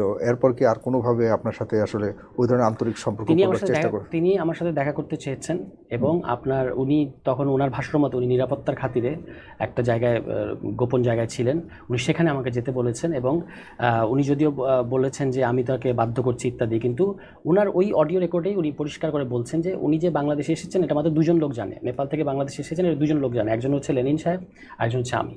তাহলে উনি আমাকে বলছেন এবং ওই এলাকায় গিয়ে দেখা করতে বলছেন, আমি দেখা করিনি। ফলে আমার কাছে মনে হয়েছে যে উনি আমাদের এখানে পদ পাওয়ার জন্য দেখা করতে বলেছেন। কি ওই না, ঠিক আছে, আপনার পলিটিক্যাল ওই বিষয়গুলো তো আছে, কিন্তু আপনাকে তো সম্পূর্ণ তাকে, মানে আপনি এমন একটা অবস্থা যে তাকে আপনি ভোগ করবার জন্যই তাকে টার্গেট করেছেন এবং তার সবচেয়ে বড় অভিযোগ এটাই, যেটা নিয়েই মূল এত আলোচনা সমালোচনা। সত্য অভিযোগ না, কারণ কোথাও কিন্তু সে এনসিপিতে পদ চেয়েছে, এগুলিও বলেনি সে, কোথাও আপনার বলবে না, এটা তুমি বলবে না, এই ধরনের কোনো কথা বলবে না। সম্পূর্ণভাবে যে ওখানে রাজনীতি করতে গেছেন, নারীরা যে কোনোভাবে আপনাদের কাছেও যে নারীরা নিরাপদ নয় এবং আপনি তাকে টার্গেট করে তাকে এরকম সেক্সুয়াল হ্যারাসমেন্ট করেছেন বা এই অভিযোগেই বড় দাগে আপনাকে অভিযোগ। উনি এই অভিযোগ, তো এটা তো ওনার অভিযোগ, কিন্তু আমাদের এখানে অনেক নারীরা কাজ করছেন অনেক আগে থেকে। আমার তো ওনার সাথে কোনো, আপনার কি এরকম আর কোনো নারীর সাথে এমন কোনো না, আপনি জিজ্ঞেস করে দেখেন বা যে কেউ জিজ্ঞেস করতে পারে আমাদের যে এতজন, কিন্তু এরকম অনেকেই বলার চেষ্টাও করে যে আপনি অনেকটাই নারীদের, না এটা তো নারী বান্ধব একজন নেতা, এরকম আপনাদের না, নারী বান্ধব এগুলো তো যার যার ফ্রেমিং এর বিষয় করে, কিন্তু আমার সাথে দেখতে হবে যে আমার সাথে যারা কাজ করছে আমার দলের মধ্যে, তারা কখনো আমার সাথে কাজ করতে গিয়ে অস্বস্তিতে পড়েছে কিনা। আমার সাথে তো অনেক মানে আমাদের যারা শীর্ষ নেতৃত্ব আছে, আমাদের প্রায় 30 জনের মতো নারী নেত্রী, প্রত্যেকের সাথে আমার কাজের সম্পর্ক আছে, কেউ এবং লম্বা সময় প্রায় বছরখানেক। কেউ কখনো দাবি করে না যে মুহূর্তের মধ্যে তাদের আমার কোনো ইন্টেনশনে মনে হয়েছে যে আমার মধ্যে তাকে কেন্দ্র করে কোনো ধরনের বাজে চিন্তা বা বাজে ইঙ্গিত, কেউ বলে নাই কখনো। অলওয়েজ প্রফেশনাল এই সমস্ত ক্ষেত্রে রেখেছে। এখন উনি, এটা আমার ধারণা যে প্রথমত উনি আমাকে আসলে এক ধরনের একটা সিডিউস করার চেষ্টা করেছেন যে, এবং এটার মধ্য দিয়ে যদি উনি পদ পায় তো পদও নেবে, কোনো অসুবিধা নাই। কিন্তু পরবর্তীতে যখন ওনাকে অন্য কেউ আমার ধারণা মোবিলাইজ করিয়েছে এই বিষয়ে, কারণ উনি প্রথম এই বিষয়ে অভিযোগ করা শুরু করেছেন ভেরি রিসেন্ট, এর আগ পর্যন্ত উনি কখনো এই বিষয়ে কোনো অভিযোগ করেন নাই। এবং এখন ওনার যে অ্যাক্টিভিটিস, যে কর্মকাণ্ড, যা যা উনি লিখছেন, এগুলো পরিষ্কার আমার ধারণা, আমি বিশ্বাস করি যেগুলো উনি লিখছেন না, এগুলো তাকে লিখে দেওয়া হচ্ছে। কে হতে পারে এটা? আমি আপনাকে নিয়ে এসব নিয়ে বেশ স্টাডি করেছি এবং আমি কিছু লেখালেখিও করেছি, যেটা হয়তো আপনার আমি সত্যের পক্ষে লিখেছিলাম, কিন্তু আমি আজকের এই টেবিলে বা এই চেয়ারে বসে আমি আজকের আগে আমার কখনো দেখা হয়নি। এক্স্যাক্টলি এই চেয়ারে বসে আমি ডেফিনেটলি রিয়ালিটিটাকে তুলে ধরতে চাচ্ছি, কারণ যেহেতু সে একজন নারী এবং একজন নারীরাই একটু বেশি আমরা আমাদের এইসব অভিযোগের ক্ষেত্রে নারীরা একটু ইয়ে হয়, তো সেই জায়গাতে আমি বলতে চাই যে মানে তাকে আপনিও কি টার্গেট করেছিলেন কিনা, যে আছেন আমাদের পুরুষদের মধ্যে যে না মেয়েটা আমার ভালো লাগে, তাকে আমি ইয়ে করতে চাই? এটা টার্গেট, এটা আমি ভাবতেই পারি না। বরং উনি এই যে অডিওটা করে রেখে দিয়ে এটা যে বিদেশে পাচার করেছেন, কেন করেছে বলে মনে, কারা করছে বলে মনে করেন? কারণ আপনার তো নতুন একটা দল, আপনিও মাত্র রাজনীতি শুরু করেছেন, এমনও না যে আপনি রাজনৈতিকভাবে কারো টার্গেট হয়েছেন। এবং না, টার্গেট হয়েছে। আপনি যদি দেখেন এই ঘটনা যারা ফেসবুকে এটা নিয়ে ইস্যু করেছে, যারা এটাকে নিয়ে মোবিলাইজ করেছে, অনলাইন সোশ্যাল মিডিয়া ব্যাশিং এর ইয়ে করেছে, এটা স্পেসিফিক একটা পলিটিক্যাল দল থেকেই হয়েছে। এবং আবার প্রবাসী অ্যাক্টিভিস্টদের মধ্যে কোন পলিটিক্যাল দল? আমি যাদেরকে দেখেছি এটা নিয়ে আমাকে সারাক্ষণ একেবারে পরিচিতদের থেকে, যার নাম বললে আপনি চিনবে সেরকম থেকে, কিছু কিছু অপরিচিত আইডি যেগুলো আমি ঢুকে দেখেছি, সবই কিন্তু একটা দল থেকে। তারা এই ঘটনা, কোনটা? বিএনপির অ্যাক্টিভিস্টদের আমি দেখেছি, তারা এই ঘটনাটা ঘটিয়েছে, আমি এটা বলতে চাচ্ছি না। কিন্তু এটা যখন সোশ্যাল মিডিয়া এসেছে তখন আমি দেখেছি এটাকে ইস্যু হিসেবে তারা বিএনপি তো আসলে এনসিপির পলিটিক্যালি রাইভালরি হিসেবে সেখান থেকে করে, কিন্তু শুধুমাত্র আপনাকে টার্গেট করে আপনার বিষয়টাকে নিয়ে যে করে ব্যাপারটা তাও না। বিএনপি তো এনসিপির যে কোনো ঘটনা হলেই বিএনপি স্বাভাবিক একটা পলিটিক্যাল জায়গা থেকে এটা করে থাকে। এটা যেন ভুল বোঝাবুঝি না হয়, আমি কিন্তু বলছি না যেটা বিএনপি এই কাজটা করেছে। হ্যাঁ, বুঝতে পেরেছি। হ্যাঁ, কিন্তু এটা বিএনপি এটা পিক করেছে, দ্যাট ইজ একদম। আমি আমার প্রশ্ন হলো আপনাকে কি টার্গেট করে, আপনাকে কি মিরা ইসরাফিল আসলে স্ট্যান্ড বাই সামওয়ান এই টাইপের কোনো কিছু মনে হয়? কারণ আমি যেভাবে টক শোতে প্রচুর কথা বলেছি এবং আমার একটা স্পেসিফিক পলিটিক্স আছে, সেই পলিটিক্সের সাপেক্ষে আমি অন্য এস্টাবলিশমেন্ট, রাজনৈতিক দল থেকে শুরু করে যারা এই ওল্ড এস্টাবলিশমেন্ট, তাদেরকে আমি কড়া সমালোচনা করেছি এগুলো, এবং এই কারণে আমি দ্রুত গ্রহণযোগ্যতা এবং জনপ্রিয়তাও পেয়েছি এবং দ্রুত আমি টার্গেটও হয়েছি বলে আমি মনে করি। তো এটার অংশ আমার কাছে কেন মনে হয়, কারণ এটা যারা প্রথমে লিক করেছে সোশ্যাল মিডিয়ায়। এবং আপনাকে আমি এখানে বলি যে নীলা ইসরাফিল কিন্তু প্রথমে, আমি যখন এটা ব্রেক হলো সোশ্যাল মিডিয়া, আমি কিন্তু সত্যি ভেবেছি যে এটা ওনার কাজ না, মানে উনি এটা ইনভলভ না। আই একদমই মানে আন্তরিকভাবে তাকে জিজ্ঞেস করেছি যে এটা কি আপনি করেছেন, উনি বলছেন না। তো এটা কিন্তু সেকেন্ড যে না, এটা তো তার ওই সময় ওইটাও আমরা রেকর্ড করতেছিল, সে রেকর্ড করছিল। তো তাহলে এখানে সেটা আমি পরে জানলাম, কিন্তু আমি বললাম যে এটা প্রথমেই, কারণ আমার সরল জায়গা থেকে আপনার ওইটা আপনি জিজ্ঞাসা করছেন, ওইটাও সে রেকর্ড করে কিন্তু হ্যাঁ, আমি সেটা এটা তো আমি জানি না, কিন্তু আমি ভেবেছি আসলে এটা কোনো এজেন্সির কাজ। আমি তাকে জিজ্ঞেস করেছি, আমি যখন জিজ্ঞেস করলাম যে এটা কি আপনি করেছেন, উনি বললো যে উনি একেবারে আকাশ থেকে পড়লেন, এবং উনি বললেন যে, আমি বললাম যে এই যেগুলো বলা হচ্ছে হ্যারাসমেন্ট, আকাশ থেকে পড়া মানুষ রেকর্ড করে না, না সেটা কিন্তু উনি ওইরকম করেছেন, আপনি টোন শুনলে ওরকমই মনে হবে। এবং তারপরে উনি বললেন যে, আমি বললাম যে এই যে অভিযোগ করা হচ্ছে হ্যারাসমেন্ট, আমি কি এই ধরনের কোনো কিছু আপনার সাথে করেছি? উনি বলেন যে আমি কি কখনো এরকম বলছি? এটা তো আমি তোমার সাথে মানে কথাবার্তা বলেছি, এর বাইরে কিছু না। এবং যারা এটা প্রথমে লিক করেছে, আপনি যদি তাদের দেখেন, তাদের ব্যাপারে এরকম কনভারসেশন আছে যে তারা এজেন্সির সাথে এক ধরনের অ্যালাইন্ড হয়ে কাজ করেন, ঠিক আছে? আমি তাদের নাম বলতে চাচ্ছি না। এবং পরবর্তীতে আমি পরে যখন আমি দেখলাম যে সেকেন্ডটাও চলে আসলো অডিও রেকর্ড, তখন আবার এই যে উনি আরেকটা ফোন থেকে রেকর্ড করতেছেন, তখন তো ওনার ইন্টেনশন আমার কাছে পরিষ্কার হয়ে গেছে। হ্যাঁ, আমি তো আগে বুঝতে পারি না, কারণ আমি তো ফোনে এভাবে কথা বলছিলাম, উনি অন্য মুডে ছিলেন। পরে আমি রাতে বললাম যে আপনি এটা কেন, আমি মানে হোয়াটসঅ্যাপ চ্যাটিং, আপনি এটা কেন করলেন? আপনাকে আমি এই ধরনের কোনো আপনার কি আমার ব্যাপারে এই ধরনের কোনো অভিযোগ আছে? আমি তো কখনো শুনিনি। উনি একদম, আমি এটা প্রমাণ দিয়েছি আমাদের শৃঙ্খলা কমিটির কাছে, উনি পরিষ্কার বলেছেন যে তার এই ধরনের কোনো অভিযোগ নাই, উনি এটা মিটমাট করতে চান, বাড়তি দিতে চান না, এগুলোই আমাকে বলেছেন। আমার কাছে পুরো প্রমাণ, এগুলো তো আর গোপন কিছু না, বা আমি বানাতে পারবো না, এগুলো আমি দিয়ে রেখেছি শৃঙ্খলা কমিটির কাছে। মুশকিল হচ্ছে যে তার সাথে আমার পার্থক্য হলো এটা যে আমি এটা সোশ্যাল মিডিয়া এইভাবে ছেড়ে দিতে পারি না। আমি মনে করি যে প্রত্যেকটা যে একটা ফোরাম আছে, আমাকে যখন শৃঙ্খলা কমিটি থেকে একটা চিঠি দেওয়া হয়েছে যে এটার আপনি কারণ দর্শানোর, এটা আপনি এতদিনের মধ্যে জবাব দিবেন, তখন আমি পুরো আপনার সাথে যে আলাপ করছি সেগুলোই একটা ব্যাকগ্রাউন্ড টেনে তারপর এই প্রমাণ সহ দিয়েছি যে ইভেন উনিও তো বলতেছেন যে উনার কোনো অভিযোগ নাই, কিন্তু পরবর্তীতে উনি আবার সোশ্যাল মিডিয়ায় অভিযোগ দিচ্ছেন, এরকম একটা ব্যাপার আর কি। সো আমার কাছে মনে হয়েছে যে উনি এক এক সময় এক এক কথা বলছেন। আমি একটা উদাহরণ আপনাকে দিই যে উনি কেন রেকর্ড করেছেন, এই ফোন কনভারসেশন, একটা ব্যক্তিগত ফোন আলাপ কেন রেকর্ড করেছেন, এটার একটা কারণ উনি দেখাচ্ছেন যে আমি নাকি তাকে ডিবির কথা বলেছি, যে ওনার ব্যাপারে ডিবি আমার কাছে খোঁজ নিয়েছে, এই জন্য উনি নিরাপত্তার খাতিরে এই কাজটা করেছে। কিন্তু আপনি দেখবেন যে ডিবির প্রসঙ্গটা এসছে এই 47 মিনিট। ডিবির কাছে তো নাকি আপনি এটাও বলেছেন সে আপনার গার্লফ্রেন্ড। উল্টোটা আপনি তো এটা শুনে দেখেন, আমি ওনাকে জিজ্ঞেস করেছি 45 মিনিটস পরে কনভারসেশনের যে ডিবি আসলে ডিবি কিনা আমি জানি না, আমি ধরে নিয়েছি ডিবি, কারণ সাদা পোশাকে তারা আমাদের একটা কর্মসূচি চলছিল, সেখানে এসে জিজ্ঞেস করছি ওনার খবর কি। তো আমি ভেবেছি যে হাসপাতালে যেহেতু আমি নিয়ে গেছি সেই জন্য আমাকে জিজ্ঞেস করছি, আর ওনার যেহেতু ওই উপদেষ্টা সংক্রান্ত ব্যাপার আছে, এইটা আমি ওনাকে জিজ্ঞেস করেছি কৌতূহল বশত যে ডিবি কেন আপনার কথা আমাকে বলতেছে, কেন আমাকে জিজ্ঞেস করছে কেন। তখন বলছে maybe they thought I am your girlfriend, এটা তার কথা অন রেকর্ড, কিন্তু তিনি বলতেছেন যে আমি নাকি ডিবিকে বলেছি। তাহলে দেখেন এই যে কথাগুলোর একদম পরিষ্কার মিথ্যাচার।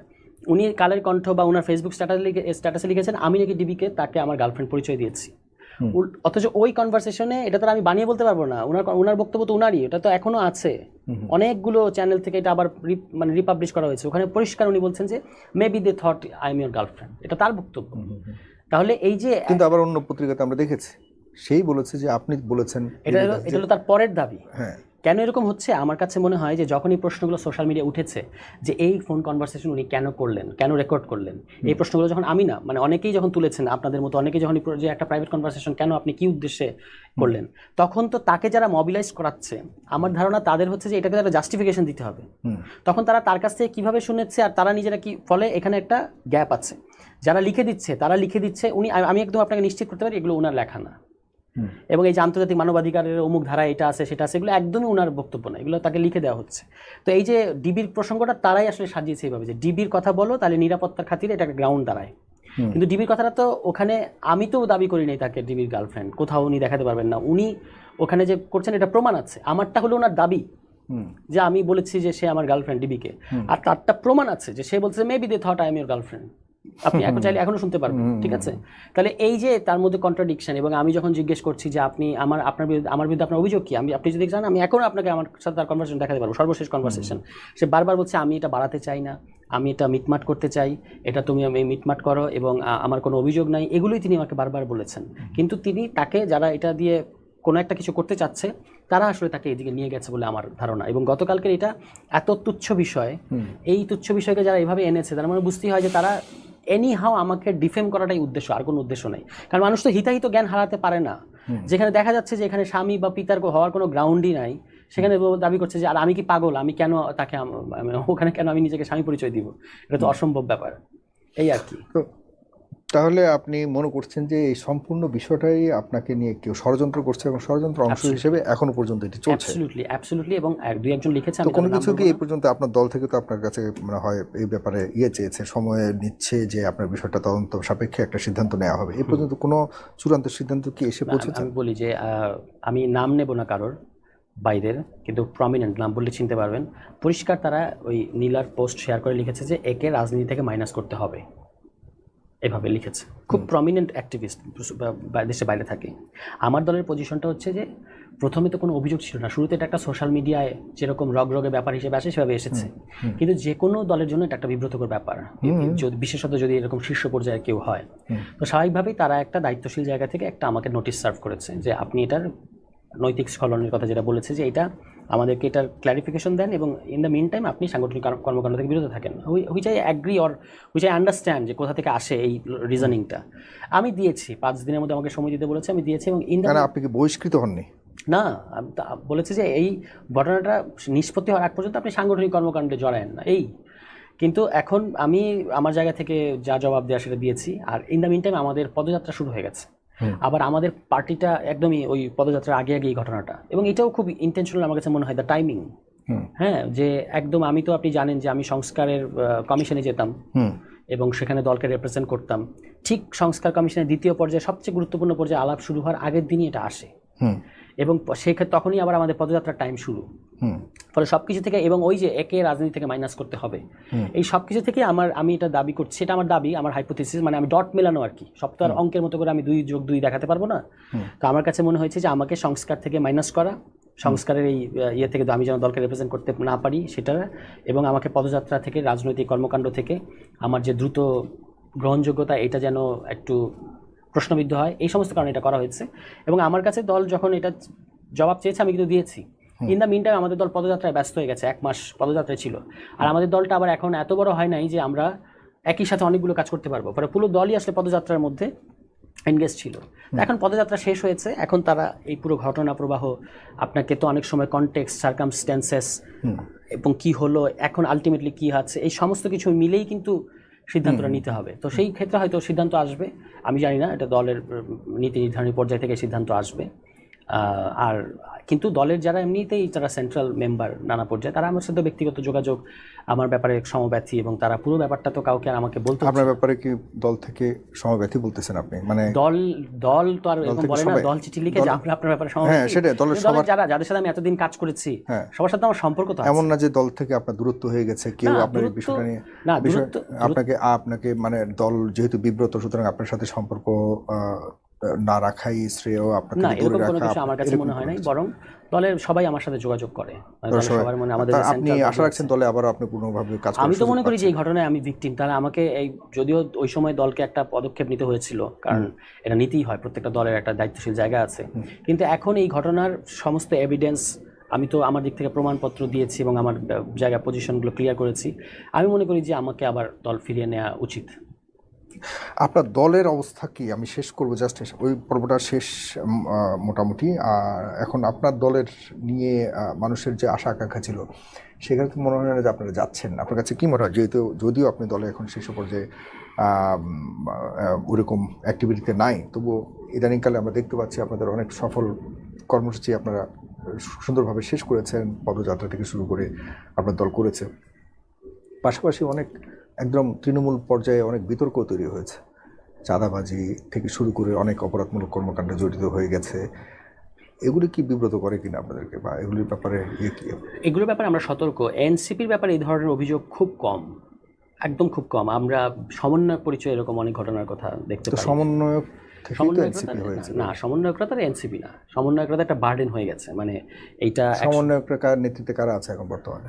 এখন তো সমন্বয় বলতে কিছু নাই, এটা তো ডিসব্যান্ড। সমন্বয়কদের তো আপনারা তো সমন্বয়কদের একটা কমিটিও করেছেন, আপনাদের একজন নেতা সমন্বয়কদের সভাপতি হিসেবে আছে। কোনটার কথা মানে বলছেন? আমি সমন্বয়ক বলতে বৈষম্য বিরোধীর কথা বলছি। সমন্বয়ক তো সেখান থেকে সৃষ্টি এখন পর্যন্ত। মানে আমি বলছি ওই যে একটার সাথে এই যে সমন্বয়ক যেটা গত জুলাইয়ে ছিল, এবং সেই সমন্বয়ক পরিচয়কে ব্যবহার করে নানা অপকর্মে জড়িত হওয়া, এই জিনিসটা তো আর এনসিপির সাথে কিছু না। আপনি বলতে পারেন যে এই পুরো পলিটিক্যাল প্রসেস থেকে তো এনসিপি উঠে এসছে, এটা সত্য, কিন্তু ধরেন একটা সমন্বয়ক সে গুলশানে গিয়ে কি করছে, এটার দায়িত্ব এনসিপির ঘাড়ে আসবে না, কারণ ওই সমন্বয়ক কোনো এমনকি কোনো অঙ্গ সংগঠনের কোনো, ধরেন যুব শক্তির কেউ যদি কিছু করে, সেটা দায় আপনি এনসিপিকে দিতে পারেন। যদি আমাদের শ্রমিক উইংয়ের কোনো ঘটনা ঘটে, সেটা দায় এনসিপি নেবে, কিন্তু এই সমন্বয়কদের এটা তো নেবে না। এই কারণে এই সমন্বয়ক ব্যাপারটাকে এখন ডিসমেন্টাল করে দেওয়া হয়েছে। এর বাইরে যেটা যে হ্যাঁ একেবারেই যে আমরা খুব পারফেক্ট অবস্থায় আছি, এটা তো বলার কোনো সুযোগ নাই। অনেক চ্যালেঞ্জেস আছে, অনেক অনেক ধরনের চড়াই উতরাই পার হতে হচ্ছে।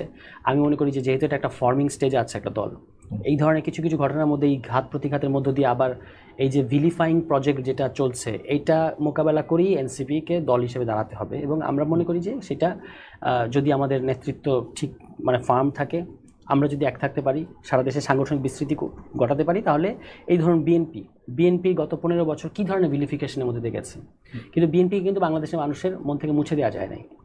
তো আমরা একটা নতুন দল, আমাদেরকে এখনও অনেক পরীক্ষা দিতে হবে। আমরা আমাদের জনপ্রিয়তা বা গ্রহণযোগ্যতাটা এখনও রাইজিং, এখনও ফর্মিং। আমরা সারা দেশে এখন বর্তমানে আপনাদের মানে রাজনৈতিক প্রতিপক্ষ হিসেবে কাদেরকে আপনারা মনে করেন? প্রতিপক্ষতার যে রাজনীতি, এইটা থেকে বেরোতে চাই, কিন্তু অবশ্যই প্রতিদ্বন্দ্বী তো আছে। বিএনপির সাথে এখন আমাদের মানে বিএনপিও যেভাবে সারাদিন আমাদের নিয়ে কথা বলে, তার তো মনেই হয় যে আমরা মানে বিএনপির জন্য ম্যাটার করি। আর আমরাও যেহেতু বাংলাদেশে একটা আলাদা পলিটিক্যাল বা পাওয়ার সেন্টার হতে চাই, সুতরাং আমাদেরকে বিএনপিকে কাউন্টার করে কিন্তু রাজনীতি করতে হবে।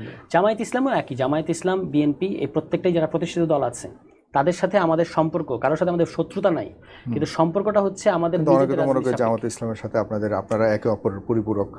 এরকম কথাও শুনি যে বিএনপির সাথে আমাদের আসন নেগোসিয়েশন হচ্ছে। অনেক ধরনের প্রচারণা আছে, কেউ বলে যে আমরা জামাত হয়ে গেছি, কেউ বিএনপি বানায় দেয়। হ্যাঁ, তো এইগুলো গুঞ্জন থাকে, এগুলো স্টোরি থাকে রাজনীতিতে, কিন্তু আমরা আমাদের এখন বাস্তবতা কি একদম নাই।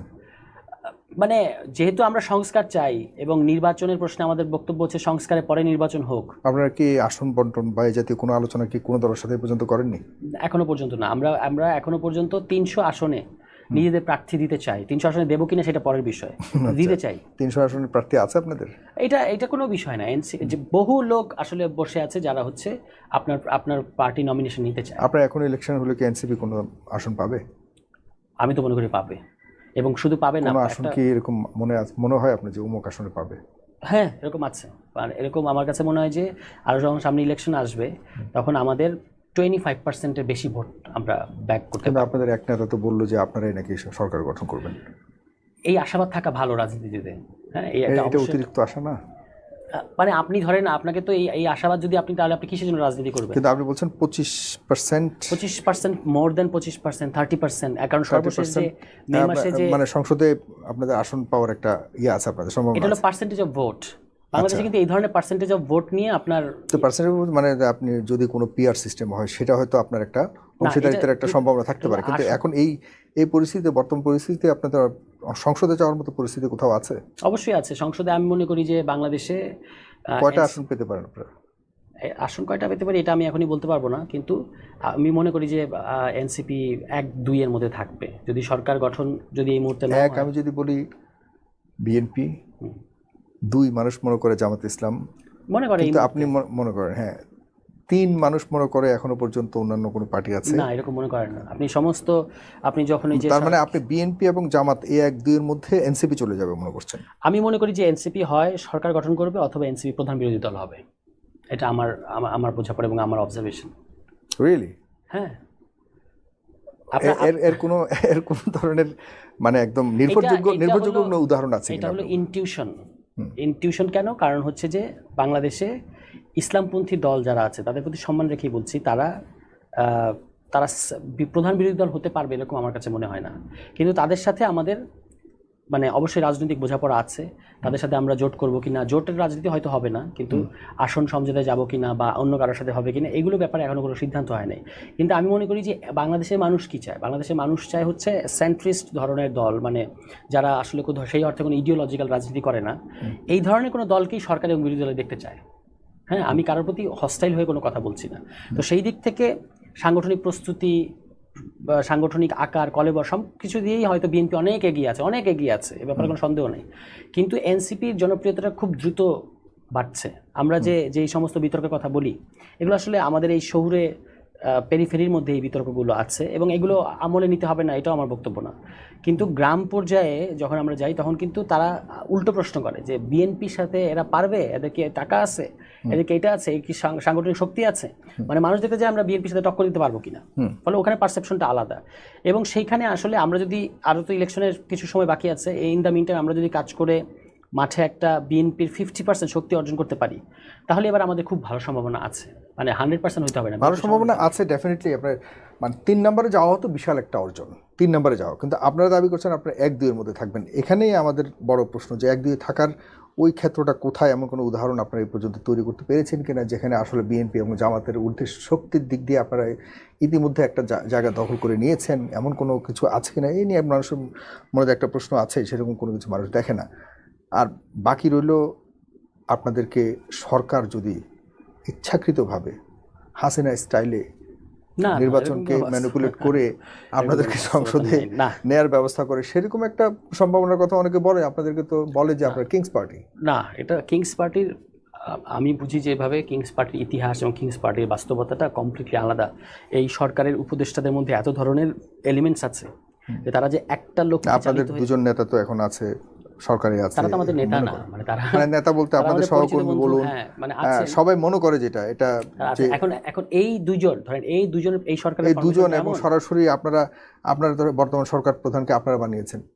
সরকার প্রধান নিজেই বলেছে, সরকার প্রধান নিজে সবাই বলেছেন যে ছেলেরাই আমাকে ক্ষমতায় বসিয়েছে, কারণ তখন ছাত্র নেতারা সামনে ছিল এবং মাস্টার মাইন্ড, কিন্তু এটাকে সবাই মেনে নিয়েছে। বক্তব্যটা হচ্ছে যে আপনি এমন কোনো, এটা হলো পুরোটাই হলো অনুমান নির্ভর যে এরা কিংস পার্টি, এদেরকে সরকার কোনো সহযোগিতা করছে, কিন্তু এমনিতে আপনি কোনো ফ্যাক্ট দেখাতে পারবেন না যে এই ফ্যাক্টের কারণে মনে হয় যে এরা কিংস পার্টি। কিংস পার্টির ইতিহাস কমপ্লিটলি আলাদা। একটা সরকার কিংস পার্টির কম ইতিহাস আমরা নতুন করে সবকিছুর ডেফিনিশন সবসময় সময়ের প্রেক্ষাপটে চেঞ্জ হয়। আপনাদের প্রেক্ষাপটটা ভিন্ন, কিংস পার্টি কেন বলবে না? কারণ হলো আপনারাই এখন বিভিন্ন জায়গাতে আপনাদের ছেলেরাই গিয়ে বিভিন্ন মন্ত্রণালয়ের দায়িত্ব পায়। কয়েকদিন আগে যে ছেলেটা চাঁদাবাজিতে ধরা গিয়েছে সে কিন্তু আপনাদেরই ছেলে ছিল, আপনাদের সাথেই সব ছবি। আনফর্চুনেটলি আমার সাথেও একটা ছবি ছিল, সেটা ভিন্ন ব্যাপার। আমি তো আর আপনাদের সাথে ওরকম ওতপ্রোতভাবে রাজনীতি করি না, কিন্তু তার যে দায়িত্ব ছিল আপনারা যেটা বর্ণনা করেছেন সে স্বরাষ্ট্র মন্ত্রণালয় সম্পর্কিত ছাত্র কমিটির মানে ছাত্র প্রতিনিধি না, ছিল। এরকম কিন্তু কোনো কমিটি ছিল না। আমি যতটুকু পরে দেখলাম যে এটা বলেছে যেটা একটা ভুয়া তালিকা, মানে স্বরাষ্ট্র মন্ত্রণালয় সম্পর্কিত কোনো ইয়েতে সে জড়িত ছিল না। কিন্তু সে যেটা হয়েছে যে আপনার সাথে ছবি তুলেছে, অনেকের সাথে ছবি তুলেছে। আর এটাতে থেকে কি প্রমাণ হয় যে এনসিপি কিংস পার্টি? না, এনসিপি কিংস পার্টি মানে হলো এই ছেলেদের মধ্য থেকেই তো আপনাদের এই কিংস কি বলে এটাকে এনসিপি তৈরি হলো। এখন অন্যান্য দল যেমন একদম সরকারের মধ্যেও প্রভাব রাখে, জনাব ইফতেখারুজ্জামান তিনি সিপিডির একজন গুরুত্বপূর্ণ কর্মকর্তা, তিনি তো কয়েকদিন আগে বললেন আপনারা। আমি ওনার এই বক্তব্যের সাথে একমত না, কারণ কিংস পার্টির বিরুদ্ধে এজেন্সি এইভাবে উঠে পড়ে লাগে না, এটা সম্ভব না। Kings party by definition agency কার পিছনে লেগেছে? আমাদের আপনি দেখতে পাচ্ছেন না, যেমন ধরেন কক্সবাজার ইস্যুটাই ধরেন, তাদের এভরি স্টেপ সোশ্যাল মিডিয়ায় চলে আসছে কিভাবে। তো তারা পরিচিত মানুষ, তারা যেখানেই যাবে। এখন এই প্রশ্নটা কি তোলার মতো কোনো সুযোগ তারা দেয়নি বলে মনে করেন? না, যেদিন এত বড় একটা আপনারাই দাবি করেছেন, আপনারাই ফাইট করেছেন যে আমাদের অবশ্যই জুলাই ঘোষণা হতে হবে, জুলাই সনদ করতে হবে, এই মাসের মধ্যে না হলে আমরা একদম উল্টাই ফেলবো, এই করবো ওই করবো, ধমক দিচ্ছেন সরকারকে, সেদিন আপনারা নাই। কোথায় গেছেন? এবং এমন চারজন গেছে যারা সবসময় ফোকাসে থাকবার কথা, যারা স্টেজে থাকবার কথা, যারা প্রধান উপদেষ্টার আশপাশে বা ওইখানেই থাকবার কথা, তারা এই প্রশ্ন আমি তুলতে না করছি না। আমি বলছি যে এই যে তাদের পরবর্তীতে আপনি দেখতে পেলেন যে প্রত্যেকটা স্টেপ চলে আসছে, এগুলো তো বোঝা যায় যে কোথা থেকে আসছে, এগুলো কিন্তু সাংবাদিকতা না, ঠিক আছে? তো এইটা আমি বলছি যে মানে কোনো কিংস পার্টি কিংবা এর আগেও নিউজ হয়েছে যেগুলো আসলে সরবরাহ করা নিউজ, এবং একটা তথ্য পরবর্তী এজেন্সি আপনাদের পিছনে লেগে এজেন্সির লাভটা কি? আই ডোন্ট নো, মানে তারা কেন, যে এটা একটা হতে পারে যে আমরা যেহেতু একটা পরিবর্তনের রাজনীতির কথা বলি এবং আমরা এজেন্সি কি বিএনপির নিয়ন্ত্রণে আছে? বিএনপির ব্যাপার না, এটা সেটেলমেন্টের প্রশ্ন, এটা এস্টাবলিশমেন্টের প্রশ্ন। আমরা যেহেতু এস্টাবলিশমেন্টটাকে সংস্কার করে একটা বাংলাদেশে একটা মোর ডেমোক্রেটিক এনভায়রনমেন্ট তৈরি করতে চাই, ফলে স্বাভাবিকভাবেই এই এস্টাবলিশমেন্টের স্ট্যাটাস কো যারা রক্ষা করতে চায় তারা তো আমাদেরকে ভালোভাবে নেবে না, এটাই স্বাভাবিক, ঠিক আছে? তো সেখান থেকে আমাদেরকে ধরেন এরকম হয়েছে যে একটা কোথাও কফি শপে বসে আছে, সেটার ভিডিও সোশ্যাল মিডিয়া ছেড়ে দিচ্ছে। এটা তো কোনো সাংবাদিকদের কাজ না, বা কোনো ওই হোটেল মালিকেরও কাজ না, এটাও কাজ হচ্ছে একেবারে এজেন্সির কাজ। তাহলে এইভাবে আমি যেটুকু বুঝি সেটা হচ্ছে কিংস পার্টির জিনিসটা একটা এজেন্সির প্রোডাক্ট হয়। হ্যাঁ, এইখানে কিন্তু উল্টো দেখা যাচ্ছে, মানে একটা, আমি বলবো না যে আমাদের কোনো ভুল নাই, হ্যাঁ, যেমন এই প্রশ্ন আপনি করছেন যে ওই দিনই কেন কক্সবাজার যেতে হবে, এটা একটা প্রশ্ন হতে পারে। এটা একদম পারফেক্ট একটা প্রশ্ন। ওকে, এটা আপনি মনে করেন না যে ওই দিন যাওয়াটা খুব আনইউজুয়াল একটা বিষয়? সেটা তারা জানে, তারা কেন গেছে, তারা না ওই দিনটা ওই সময়টা যখন তারা না গেলে টাইমিংটা অবশ্যই প্রশ্ন তৈরি করে। কিন্তু আমি বলছি যে এর মানে তো এটা আমাদের ভুল হইতে পারে, আমাদের ওই নেতাদের ভুল হতে পারে, কিন্তু এর মানে এই না যে তাদের ব্যক্তিগত কোনো প্রাইভেসি থাকবে না, তারা কোথায় আছে কি আছে এগুলো সব পাবলিক করে দিবে। এবং এগুলো তো আর কোনো, ধরেন তারা এয়ারপোর্টের একটা ইয়েতে আছে, এয়ারপোর্ট থেকে নেমে একটা জায়গায় আশ্রয় নিয়েছে, এই যে ভিডিও লিকেজটা চলে আসলো, এটা তো কিন্তু কোনো সাংবাদিকদের করা কাজ না, তাই না? তাই আমি বলছি যে এইভাবে আমাদের পেছনে এই এজেন্সি খুব ভয়ঙ্করভাবে মনে হচ্ছে যে লেগেছে, এবং তারা আমাদেরকে যে কোনোভাবে বিতর্কিত করার জন্য নানা ধরনের প্লট সাজাচ্ছে। এবং এইটা হচ্ছে প্রমাণ করে যে আমরা কিংস পার্টির ব্যাপারটাই আলাদা। কিংস পার্টির সাথে এই ধরনের হস্টাইল আচরণ কখনো কোনো এজেন্সি করবে না, এটা সম্ভব না। এবং তাদের সরবরাহ করা নিউজ আপনার কোনো ন্যাশনাল মিডিয়া পাবলিশ করবে, এবং সেটা কিন্তু পরে ফ্যাক্ট চেকার কদরুদ্দিন শিশির ভাই দেখালেন যে এটা পুরোটাই হলো একটা চোথা, যেটা সরবরাহ করেছে এবং একটা পত্রিকা জাস্ট কপি পেস্ট করে ছেপে দিয়েছে। এটা হয় না, মানে কিংস পার্টির বিরুদ্ধে এটা কখনো হয় না। কিংস পার্টি মানেই হচ্ছে ওই সরকার এসেছে এবং সে তার ক্ষমতাটাকে বৈধতা দিতে চায়, এবং সেই জন্য একটা রাজনৈতিক শক্তি তৈরি করেছে, এবং পুরো ফিল্ড তার দখলে। আপনি স্থানীয় পর্যায়ে নিশ্চয়ই আপনি জানেন, আপনি কুমিল্লার ঘটনা, না কারণ আমরা জানি শেখ হাসিনার সেই ডামি ইলেকশন বা ওই তখন তার চয়েস মোতাবেক সবাইকে বসানো, এটা কিংস পার্টিদের একটা বিষয় ছিল তখন।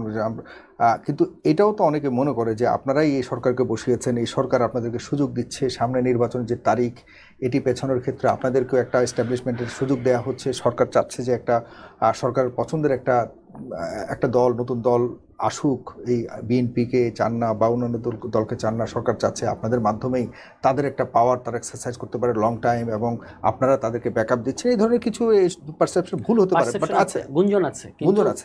এই গুঞ্জনগুলো আছে এবং এগুলো তৈরি করা জিনিস। যেমন খুব পরিষ্কারভাবে যে ওয়াহিদুদ্দিন সাহেব, যিনি শিক্ষা উপদেষ্টা ছিলেন, ওয়াহিদুল মাহমুদ, হ্যাঁ। ওয়াহিদুল মাহমুদ, উনি তো এখন আর শিক্ষা উপদেষ্টা নাই। উনি কি বললেন যে আমি পাবলিক ইউনিভার্সিটিগুলো ভাইস চ্যান্সেলর নিয়োগ দিয়েছি মির্জা ফখরুল সাহেবের দেয়া লিস্ট থেকে, তার কারণ তারা বন্ধু আগের থেকেই। এটা নিয়ে কিন্তু কোথাও কোনো কথা ওঠে নাই। তারপর হচ্ছে আপনার এই যে ধরেন এখানে সিটি কলেজ, এটা গভর্নিং বডির চেয়ারম্যান না কি হয়ে বসে আছেন ওই অসীম সাহেব, বিএনপির নেতা। এরকম সমস্ত জায়গায় কিন্তু বিভিন্ন গভর্নিং বডিতে বিএনপির লোকজন, ফলে বিএনপি এই এখন সরকার না, কিন্তু বিএনপি সর্বত্র পাওয়ারে চলে এসেছে, ঠিক আছে। এবং স্থানীয় পর্যায়ে তারা কিভাবে ইউএনও ডিসিদের নিয়ন্ত্রণ করে এটার কথা আপনিও ভালো করে জানেন। ফলে এখান থেকে আর আমাদের খুব খুব সামান্য ইনফ্লুয়েন্স, মানে ধরেন আমরা গেলে একটু শুকনা মুখে হয়তো বরণ করে নেয় আর কি, একেবারে তো অ্যাভয়েড করতে পারে না। এটাকেই দাবি করা হচ্ছে যে আমাদের বিরাট সুযোগ সুবিধা দেওয়া হচ্ছে, কোথাও খুব বিরাট সুযোগ সুবিধা দেওয়া হচ্ছে এরকম না। এটা ঠিক যে আগের মতো হস্টাইল না, আগের প্রশাসনের মতো, মানে আওয়ামী লীগ আমলে যেটা, সেটা না, কিন্তু এর মানে এইটা না যে আমাদেরকে খুব বেশি সুবিধা দেওয়া হচ্ছে বা অনেক সুবিধা দেওয়া হইতেছে। নিরাপত্তার তো ধরেন গোপালগঞ্জের মধ্যে এরকম যখন ঘটনা ঘটে, পরের সমাবেশ, দুই একটা সমাবেশে তো পুলিশ স্বাভাবিকভাবে একটু বেশি নিরাপত্তা দিতে চাইবে। পুলিশ তো বিএনপি সমাবেশে নিরাপত্তা দেয়, কিংবা এনসিপি সমাবেশে পানি ছিটাচ্ছে, পরবর্তীতে দেখা যায় বিএনপির ওই যেদিন বেগম খালেদা জিয়া আসলেন সেদিন ওখানেও পানি ছিটানো হচ্ছে। ফলে আমার কাছে ওরকম মনে হয় না, বরং মনে হয় যে রিয়েল পাওয়ারটা আসলেই বিএনপির দিকে হেলে গেছে। এটা আপনি শুধু সরকার দিয়ে বোঝা যাবে না। শেষ কথা হলো, দুটি বিষয়ে জানতে চাই, এরপরে আমরা শেষ করব। প্রিয় দর্শক, আপনারা যারা দেখছেন অনুষ্ঠানটিকে শেয়ার করবেন, কারণ আমরা আসলে কাউকে মহিমান্বিত করতেও আমি এখানে বসিনি, কাউকে দোষ দিতেও বসিনি, আমরা রিয়েল ফ্যাক্ট সম্পর্কে জানতে চাচ্ছি। অনেকের কাছে বিষয়টি বিব্রতকর হতে পারে, কিন্তু এটা তো ঠিক, দুজন মানুষ এখানে, সম্ভাবনা দুজন মানুষ এখানে জড়িত রয়েছে ঘটনাগুলোর মধ্যে। আমরা কিন্তু সোশ্যাল মিডিয়াতে বিষয়গুলো নিয়ে বেশ সরব, আমরা কিন্তু এগুলো নিয়ে বেশ সময় অতিবাহিত করছি এই আলাপগুলো নিয়ে, কিন্তু এর পেছনে কারণ কি, এটি সমাধান কোথায়, শেষ কোথায়, এ নিয়েও তো আমাদের চিন্তা করা উচিত। কারণ আমরা কোনোভাবেই চাই না যে এই ধরনের ভুল ভ্রান্তি ধারণা থেকে কারো ক্যারিয়ার শেষ হয়ে যাক। আমরা চাই কোথাও না কোথাও কোনো ভুল যদি থেকে থাকে সেটি সামনে আসুক এবং সমাধান হোক। শেষ প্রশ্ন হলো, জুলাই ঘোষণাপত্র, এতদিনের আন্দোলনের পর সবার দাবি ছিল ঘোষণাপত্রটি যেন সবার সর্বজনীন একটা অ্যাকসেপ্টেন্স পায়। অন্যদের কথা, অন্যদের যে দৃষ্টিভঙ্গি, সেটার ব্যাপারে আপনাকে নাই জিজ্ঞাসা করবেন, আপনার ব্যক্তিগতভাবে এবং এনসিপির বর্তমান অবস্থান কি। আর দ্বিতীয় প্রশ্ন হলো, শেষ পর্যন্ত নির্বাচনের তারিখ ঘোষণা হলো, অনেকে মনে করে যে এই নির্বাচনটি আসলে শেষ পর্যন্ত নাও হতে পারে, এটি শুধুমাত্র ফর দ্য টাইম বিং। ঘোষণাপত্রের ব্যাপারে এনসিপি একটা অবজারভেশন দিয়েছে পরের দিন, মানে তাদের অবস্থানটা এরকম, তারা ক্রিটিক্যালি এটাকে মেনে নিয়েছে। মানে ঘোষণাপত্র স্বাধীন বাংলাদেশ ইতিহাসে এটার তো কোনো ভিজুয়াল নাই, ঘোষণাপত্র হয়েছে এরকম, তো এটা যেহেতু এবার হলো, এই ঘটনাকে তারা স্বাগত জানিয়েছে, কিন্তু তারা হিস্টোরিক্যাল ন্যারেটিভের যে শর্টকামিংস এবং এটার ইমপ্লিমেন্টেশনের যে অনিশ্চয়তা, এটাকেও কিন্তু তারা প্রশ্ন করেছে। আমার ব্যক্তিগত অবস্থান হচ্ছে, আমার কাছে এটাকে, আমরা যদিও বারবার ঘোষণাপত্র চেয়েছি, এটাকে আমার কাছে ঘোষণাপত্র মনে হয় নাই। মনে হয়নি এই কারণে যে ঘোষণাপত্র কখনো বলে না যে আমি পরবর্তীতে ইলেকশনের পরে যে সরকার আসবে সে আমাকে এসে তফসিলের ভেতর ঢোকাবে। ঘোষণাপত্র নিজেই নিজেকে এনাক্ট করে, নিজেই নিজেকে বলবৎ করে, এটাই ঘোষণাপত্র।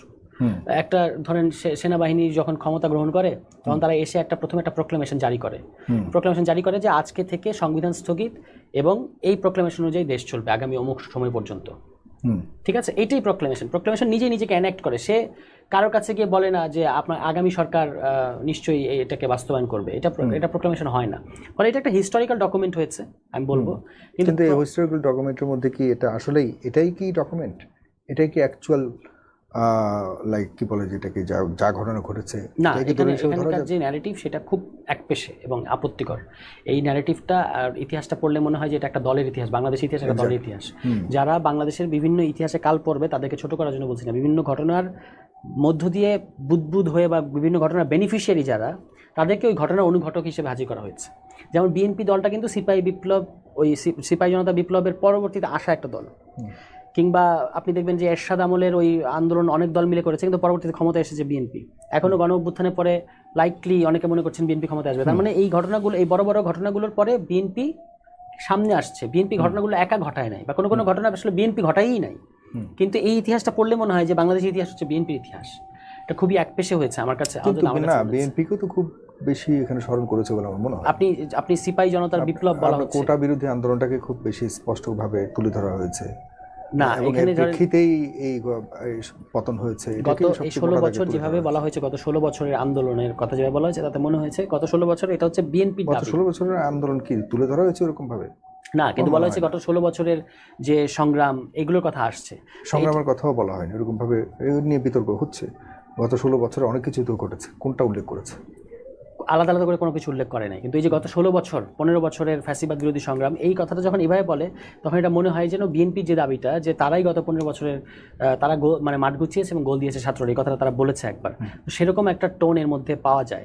বাই দ্য ওয়ে, আমি আসলে এটার যে হিস্টোরিক্যাল ন্যারেটিভ, আমি মনে করি যে আরও গোছানো হতে পারতো, এখানে 47 আসতে পারতো, এখানে আমাদের উপনিবেশ বিরোধী সংগ্রামটাকে আরও অন্যভাবে বলা যেত, মানে অনেকগুলো জায়গায় গত 15 বছর অনেক কিছু ঘটেছে। সেগুলো না হলো বড় বড় অনেকগুলো ইভেন্ট হয়েছে যেগুলো আন্তর্জাতিকভাবে অনেক, একটাও কিন্তু এখানে আসে নাই, কোনোটাই আসে না।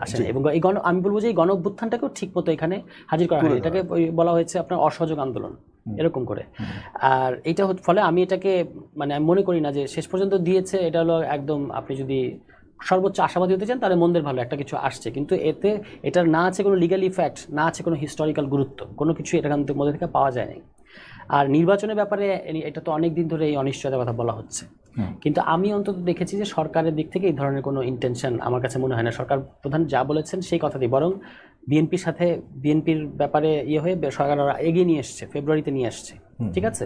ফলে আমার কাছে এরকম মনে হয় না যে নির্বাচন নিয়ে অনিশ্চয়তা। কিন্তু এখন যদি রাজনৈতিক দলগুলো ঐক্যমতে না আসতে পারে সংস্কার নিয়ে, সনদ নিয়ে, তাহলে তো একটা অনিশ্চয়তা তৈরি হবে, টানাপোড়েন তৈরি হবে। তো সেখান থেকে যদি এরকম কোনো কিছু ঘটে, মানে অনিশ্চয়তার দিকে যায়, সেটা খুব দুঃখজনক হবে। আমাদের সবাই মিলে ওটা আটকাতে হবে। মানে এই যে 1/11 ধরনের যে ঘটনা বাংলাদেশে অতীতে ঘটেছে, এবং এটা কিন্তু আমাদেরকে কোথাও নিয়ে যায় না, ভালো কোথাও নিয়ে যায় না।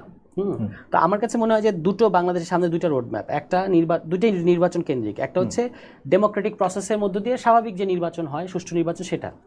আর একটা হচ্ছে এই রাস্তাটা বন্ধ করে দিলে না, কোনো একটা গ্যাঞ্জাম লেগে গেল বা লাগানো হলো, এবং তারপরে একটা হস্তক্ষেপ, এই যে দেখবেন দেবপ্রিয় সাহেব বলেছেন জরুরি হস্তক্ষেপ মাঝে মাঝে লাগতে পারে, এটা তো ইঙ্গিতটা স্পষ্ট। এই ধরনের কিছু হয়ে 1/11-এর পরেও কিন্তু 2 বছর পরে ইলেকশন এসছে, কিন্তু ওই ইলেকশনটা ছিল একটা স্টেজড আপ ইলেকশন। এখন আমরা এটা সবাই জানি যে দিল্লি এবং ওই সরকার এবং আওয়ামী লীগের মধ্যে একটা নেগোসিয়েশন হয়েছিল। তো এই ধরনের কোনো হস্তক্ষেপের পরে যদি নির্বাচন আসে, সেটা ওই রকম একটা ব্যাপারই হবে, সেটা আমাদেরকে আটকাতে হবে। আর সুষ্ঠু ডেমোক্রেটিক প্রসেসের মধ্য দিয়ে সংস্কার শেষে যে নির্বাচনটা এই ফেব্রুয়ারিতে বলেছে, ওই ধরনের একটা সুষ্ঠু নির্বাচন আমরা চাই, যার মধ্যে দিয়ে আসলে ডেমোক্রেটিক ট্রানজিশন হবে। আমার ব্যক্তিগতভাবে শেষ প্রশ্ন, অনেক প্রশ্ন আসার মধ্যে থেকে শেষ প্রশ্ন হলো তুষার, এটা হলো যে এনসিপি গঠনটা কি খুব জরুরি ছিল? এবং অনেকেই মনে করতো যে এতদিন পর ছাত্ররা একটা বড় ধরনের পরিবর্তন এনেছে, ছাত্ররা বলতে ছাত্র জনতা, কিন্তু ছাত্রদের একটা বড় নেতৃত্বের একটা বিষয় ছিল এখানে, যেটা অন্যান্য রাজনৈতিক দল পারেনি। তারা তাদের আহ্বানে বা তাদের সরাসরি সম্পৃক্ততায় এমন একটা ঘটনা ঘটেছে। এরপর তারা তো পারতো যে কোনো সরকারকে জবাবদিহিতার সম্মুখীন করবার এই দায়িত্বটা পালন করতে পারতো। তারা একটা প্রেশার গ্রুপ হিসেবে থাকতে পারতো। তারা হয়তো নিজেদেরকে অন্যরকম একটা জায়গায় রাখতে পারতো, মহান একটা জায়গায় রাখতে পারতো। খুব কি ভালো সিদ্ধান্ত হয়েছে যে একটা দল করে ক্ষমতায় যেতে চাওয়ার যে অভিলাষ? আমি মনে করি যে এনসিপি হওয়াটা অনিবার্য ছিল, কারণ মাঠের রাজনৈতিক যে শূন্যতা তৈরি হয়েছে, এটা কোনোভাবেই আপনি শুধুমাত্র ওই যে প্রেশার গ্রুপ হিসেবে থেকে এটা আপনি খুব দ্রুত সিন আউট হয়ে যেতে হতো। মানে পাওয়ার তো আসলে অন্যরকম, পাওয়ার তো আসলে সবসময় মরাল দিয়ে বিচার করা যায় না, যে আচ্ছা এই বাচ্চারা গণঅভ্যুত্থান করে দিয়েছে, এখন ওরা একটা এথিক্যাল ফোর্স আকারে আছে, আমরা এটাকে আমলে নেব সমস্ত কিছু, এইভাবে রাজনীতি হয় না। রাজনীতিতে রাজনীতি করার জন্য কি কোটা বিরোধী আন্দোলন শুরু হয়েছিল? না, কিন্তু কোটা সংস্কার আন্দোলনের যারা নেতৃত্ব দিয়েছে তাদের দীর্ঘদিন ধরে একটা শেখ হাসিনা বিরোধী অবস্থান আছে। ফলে তারা তো মোরালিটির জায়গা থেকেই ছিল। হ্যাঁ, ফলে তারা বৈষম্যের বিরুদ্ধে ছিল। যে কোনো সরকার, রাজনীতির কোনো উপলক্ষ্য কোনোদিনই ছিল না। যে কোনো সরকার এই ধরনের সরকার যখন হয়ে যায়, তারা কোনো না কোনো একটা এরকম ইস্যু থেকেই তাদের বিরুদ্ধে আন্দোলনটা শুরু হয়। এটাই পৃথিবীর ইতিহাস বলে। আপনি চিলিতে এরকম ট্রামের ভাড়া 3 পয়সা বাড়াইছে, তারপর ওখান থেকে শুরু হয়ে ওইটা সরকার পতনে গেছে, এভাবেই হয় ইস্যু ভিত্তিক। আমরা আগে থেকেই বলতে পারি না, ফলে এটা এরকম যেটা বিএনপি বলে যে এটা তো কোটার আন্দোলন ছিল। হ্যাঁ, কোটার আন্দোলন ছিল, এবং এই ধরনের জনস্বার্থ সংশ্লিষ্ট আন্দোলন থেকেই এটা মানে শেষ পর্যন্ত যায়। এবং এরপরে মানে বাংলাদেশে যে গণ অভ্যুত্থানের পরে আমরা তো চাই না শেখ হাসিনা ফেরত আসুক বা আওয়ামী লীগ ফেরত আসুক, আওয়ামী লীগকে আবার রিফাইন্ড আওয়ামী লীগ আকারে আনুক। তাহলে এই যে শূন্যতাটা রাজনৈতিক জায়গায় তৈরি হচ্ছে, এটা তো মিট আপ করতে হবে। সেখান থেকে আমি মনে করি যে এই দল গঠনটা অনিবার্য ছিল।